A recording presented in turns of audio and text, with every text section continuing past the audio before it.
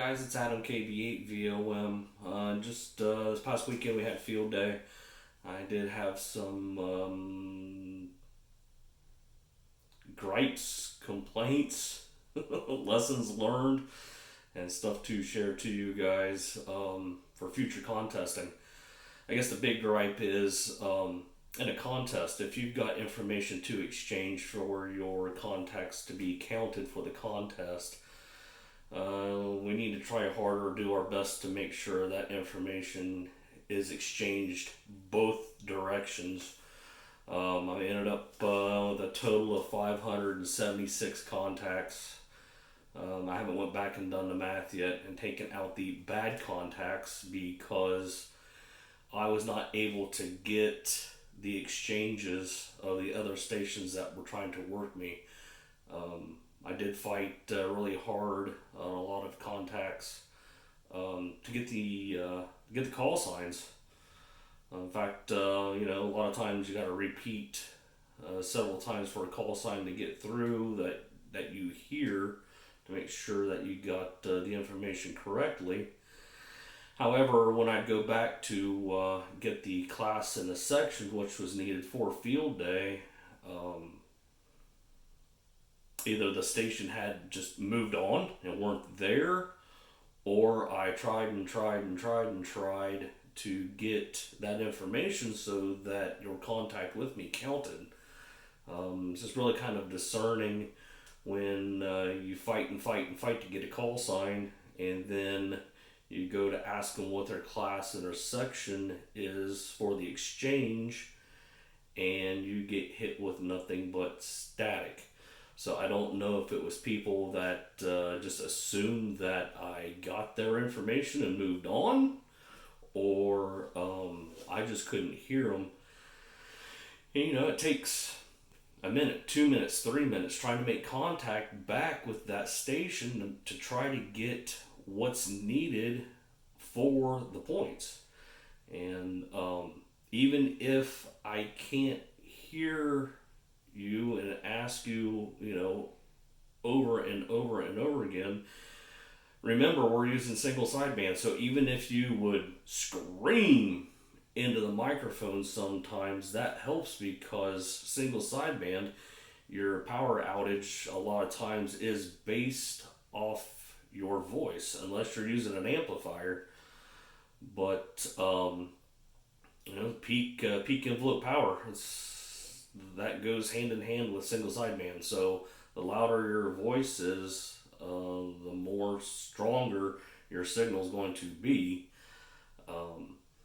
So if you're contesting, the best thing to do is do your absolute best to make sure the station that you're calling has all of your information before you move on.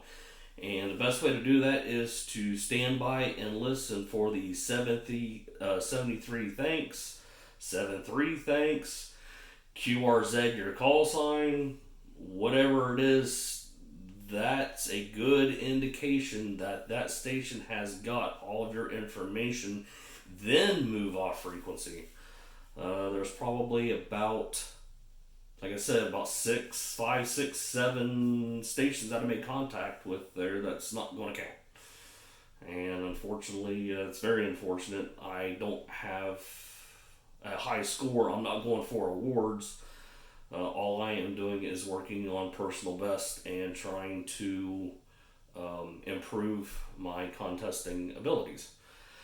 And another gripe that I have is, if you are going to be contesting, please make sure you know the information that needs to be exchanged and that it is accurate. There was one station in there, he did not know what his class was. I don't know how long he'd been operating in field day. It was later in the night my time, so field day had been going on for quite some time. I'm going to say like 4, 6, 7, 8 hours. And he didn't know what his class was. I had to ask him how many HF transmitters he was running, and he told me 1.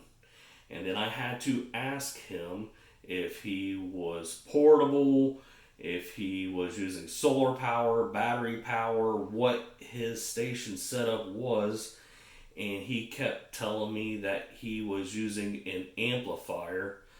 He didn't, that which did not tell me his power source. He didn't tell me in using an amplifier. I'm pretty sure he was using commercial power.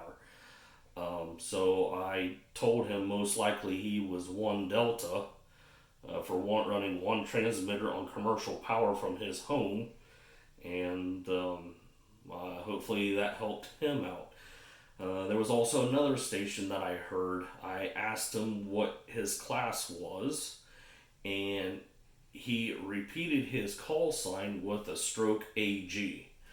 Stroke AG means that he just upgraded his license to a general class, and this was probably his first field day, his first major quote unquote contesting event. Call sign stroke AG isn't a class, and I repeated his call sign back to him with the stroke AG, so it's telling me that he just upgraded his license to get his HF privileges. However, it still doesn't tell me his class. The class is how many transmitters you're running and the type of power or type of setup that you are running for a field day. That is it. That's not your license class.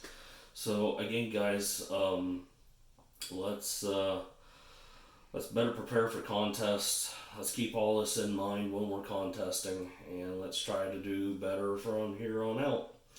And with that, let's make contesting fun. It's supposed to be fun. It's a good part of this hobby. Even if you're not going after awards, if you're just trying to set personal bests, this training, these exercises, they can help for emergency communications. If I was trying to hear a piece of traffic that needed to be sent during an emergency and I can't tell whether or not you copied my message, guess what? I've got to start all the way over to the very beginning and go again with the whole entire message. Don't think you probably want to be doing that in an emergency situation. So if we're not doing it there, why are we doing it in contest? Again, it's all training. And with that, my gripes, my concerns, all that stuff is concluded in this video. So thank you for watching, and please like, subscribe, hit the bell for future content, and catch me on the next video. Thanks for watching. Bye.